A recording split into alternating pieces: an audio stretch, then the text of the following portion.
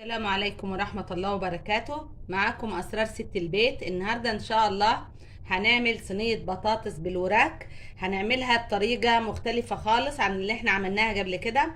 هعملها بتتبيلة حلوة. هنشوف ازاي هنعمل صينية البطاطس بالوراك. انا طبعا معايا هنا 2 كيلو وراك. على حسب انتي افراد الاسرة بتاعتك هتجيبي الوراك بتاعتك. انا نضفتها كويس وغسلتها ونجحتها في المحلول بتاعنا. ميه ساقعه وليمون وخل وسكر وملح وشويه جنزبيل. وبعد كده نجحتها حوالي نص ساعه. وبعد كده شطفتها كويس وفتحت الجلد بالشكل ده عشان احنا هنحط التتبيله اللي احنا هنعملها دلوقتي في وسط الجلد بتاع الوراك، وهنشوف هتتعمل ازاي. معايا هنا التتبيله.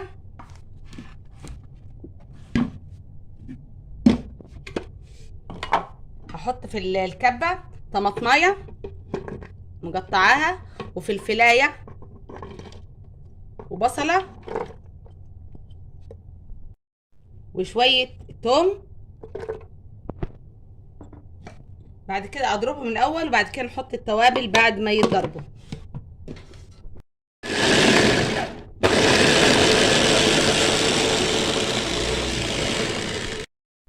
هحط دلوقتي التوابل بتاعتنا: فلفل اسود، شويه كمون، كله ده معلقه صغيره، توابل الفراخ،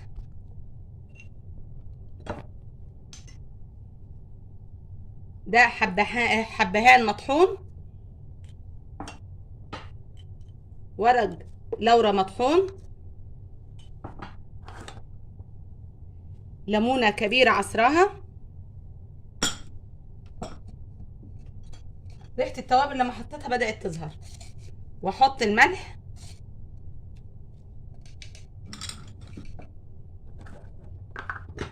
واحط شويه زيت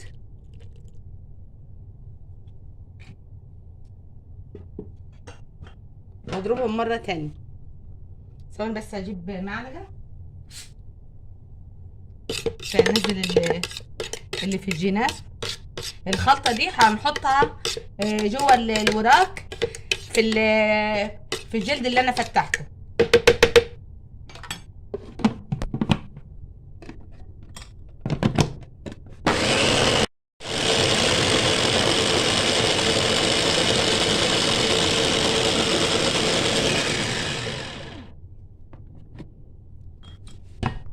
اهو بالشكل ده تتبيله ظهرت التوابل اللي احنا حطيناها. انا ما كترتش علشان التتبيله دي ما تطلعش بره الوراك.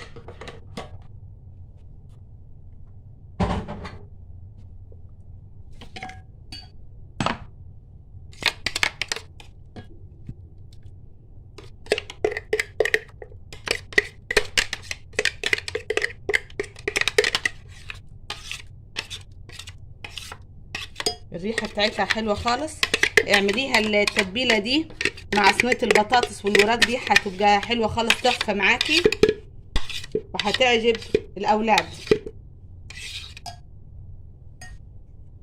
بالشكل ده.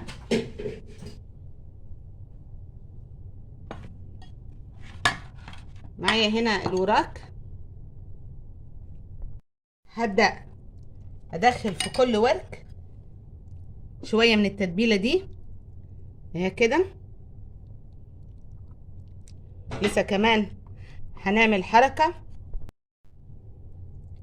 مش هنحطها نيه كده على البطاطس علشان الميه بتاعتها ولو كان فيها زفره ما تنزلش على البطاطس، تدي البطاطس طعم مش حلو.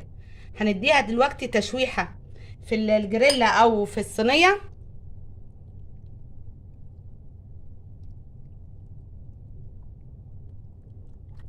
بالشكل ده اهي.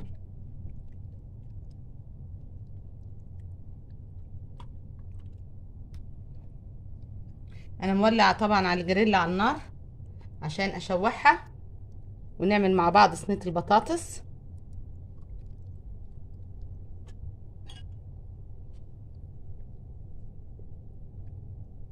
وهي ما تملاهاش جامد بالشكل ده اهي. بس اشطف ايدي واجي اوريكم هنعمل ايه تاني.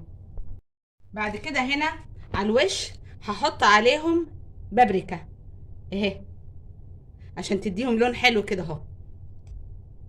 شايفين بالشكل ده اهي. وشويه ملح، ونروح على النار ونشوفهم هنعملهم ازاي. معايا هنا شويه زيت في الجريلا. هبتدي احط الوراك اديهم صدمه اهو بالشكل ده اهي. تعمليها على الجلد عشان ايه؟ الجلد يتحمر معاكي. تسويحه بسيطه، انت مش هتسويها، انت بس هتديها وش.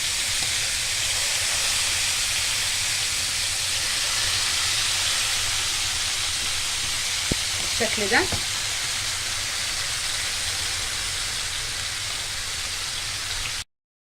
اهي، بالشكل ده اهي. شايفين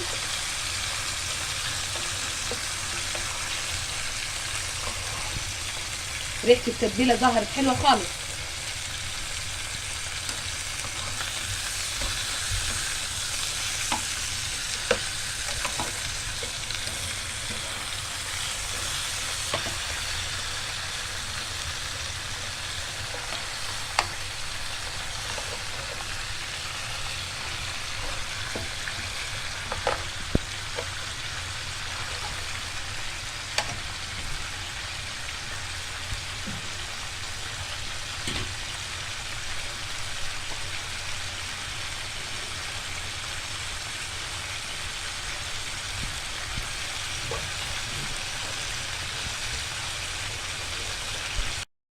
هسيبهم 5 دقايق كده على النار واروح نجهز صينيه البطاطس مع بعض. معايا هنا صينيه البطاطس. انا مش هعملها في البايركس، انا هعملها في الصينيه الالومنيوم، لان صينيه الالومنيوم بتبقى حلوه خالص في صينيه البطاطس. هنعمل مع بعض. هاخد شويه من التتبيله تحت الفراخ دي احطها من تحت كده. ومعايا هنا بصله مقطعاها حلقات، هحطها كده بالشكل ده فوق الخلطه اللي انا عملتها اهي.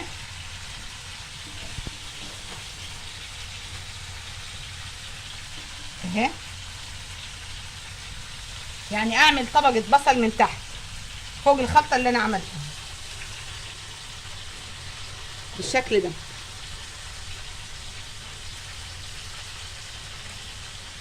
بعد كده احط حلقات طماطم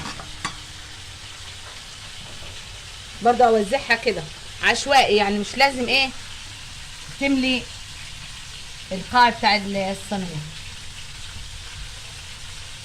بالشكل ده اهو.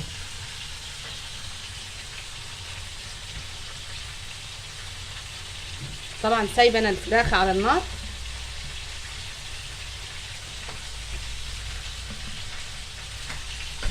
حطيت الطماطم، هحط برضو شويه فلفل انا مقطعاهم برضو اهو بينهم كده بالشكل ده. قلتلك صينيه البطاطس دي بطريقه مختلفه هتعمليها هتعجبك، وكل شويه هتعمليها مش هتبطل تعمليها. وبرضو وسطيهم الفلفل الحامي ده. اروح على النار ونقلب الفراخ مع بعض اهي. بدات تدي لون معايا اهي.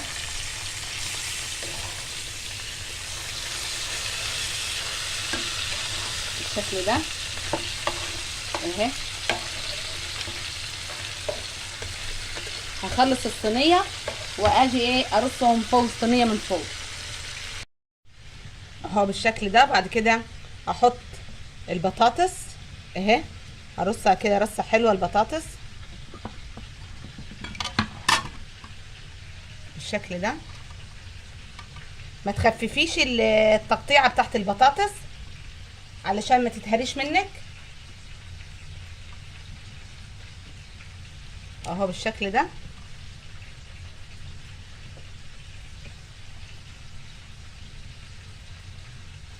اهي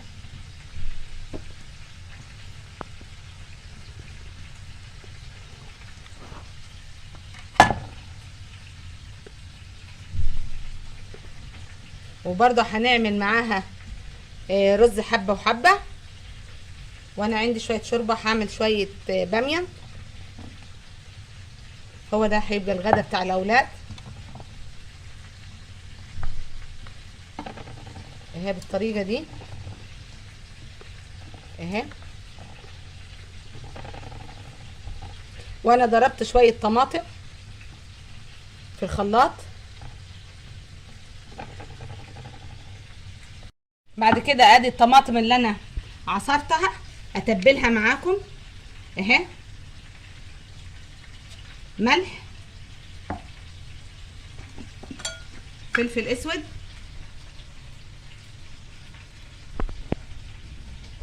واحط شويه توم مهروس دجقنا بالكمون، واحط شويه كزبره ناشفه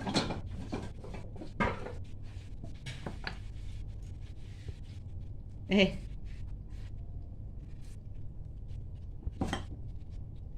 وقلبهم تقليبه كويسه كده اهي.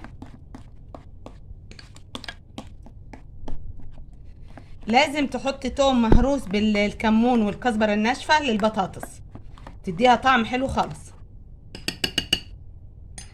وافضيهم فوق البطاطس بالشكل ده اهي.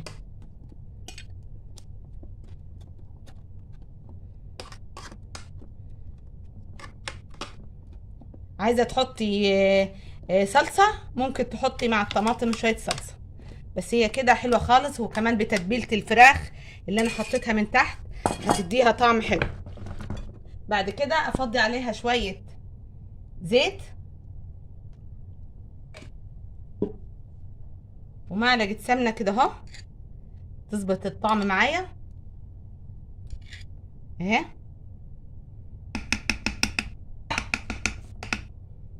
بعد كده نروح على البوتاجاز ونحط الفراخ بتاعتنا على وشها اهي. الفراخ شايفين شكلها بيبقى ايه اهي. هحطها فوق الصينيه من فوق بالشكل ده اهي. اقلبها على العظم كده اهي. انا عملتها في الصينيه الالومنيوم لان البطاطس تبقى في صينيه الالومنيوم احسن من البايركس. والبايركس كده كده صغيره على الكميه اللي انا عاملاها. ارصها كده رصه حلوه اهي. وزي ما قلت لك على حسب الكميه بتاعت اولادك، على حسب ما انت عايزاها اهي بالشكل ده. بعد كده اجيب ورقه الومنيوم واغطي الطاسه الصينيه بتاعتي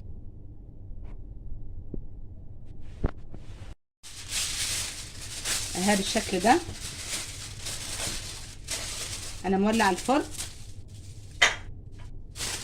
اهي، اخمرها خالص. واول ما تستوي هشيل ورقه الالومنيوم وادي الفراخ وش اولع يعني الشوايه عليها. احطها في الفرن دلوقتي. بعد كده اعمل الرز معاكم. حطيت شويه سمنه وشويه زيت عشان احمر الرز. طبعا الرز العادي بتاعنا خالص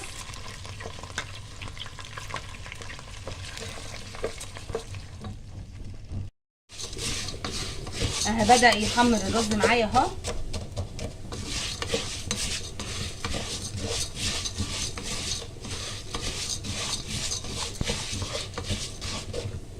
ابتدي احط له الملح. انا الرز ده كيلو اهو بالشكل ده. افضي الرز الابيض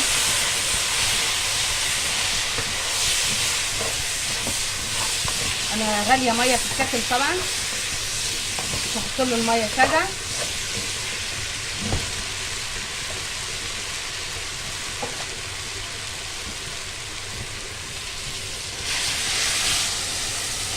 يعني يتغطى الرز حوالي عقلة صابع اهو، واول ما يبتدي يتشرب اغطيه. الصينيه بعد ما طلعتها من الفرن انا شلت من عليها ورق الالومنيوم، اديتها وش تحت الشوايه وبقت بالشكل ده. الريحه قلبت البيت خالص، ريحتها خطيره خطيره بالتتبيله اللي انا عملتها. وعملت شويه باميه، كان عندي شويه شوربه، رحت عملت شويه باميه معاهم، وعملت شويه فاصوليا عشان في عندي ابن من ابنائي ما بياكلش البطاطس، بياكل الفاصوليا. عملت له طبق فاصوليا.